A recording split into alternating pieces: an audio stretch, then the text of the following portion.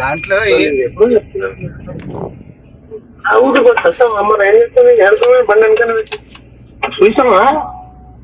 Hello uncle, చెప్పండి uncle. ఏం చెప్పుడు చూసావా స్టేట్మెంట్?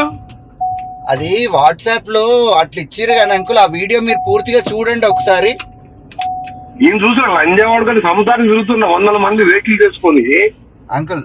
వాడు 100 సార్లు, ఇప్పటికి ఈ వీడియో కాదు 100 సార్లు తిట్టింది నన్ను.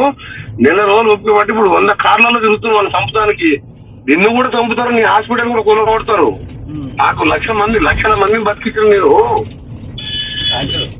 వాళ్ళకి ఎంత ధైర్యం లంజావాడుకు నిన్న మన పార్టీలకు వచ్చి వాడిని వదిలిపెట్టారా? నేను చెప్తాను, నీకు వార్నింగ్ ఇస్తున్నా. నేను ఆపమని వాడుకు క్షమించమని చెప్పి నా పేరు తీసుకొని 100 స్టేట్మెంట్ ఇచ్చింది. ఓపిక పట్టింది. అందరూ ఏమంటారు అంటే సార్ మొత్తం కాదు ఇక నువ్వేమో ఏమనొద్దు అంటున్నావు. మేము వెళ్ళాం బయటికి, లంజవాడికి ఏడు దొరుకుతారు చంపేస్తా ఉంటారు వాళ్ళు.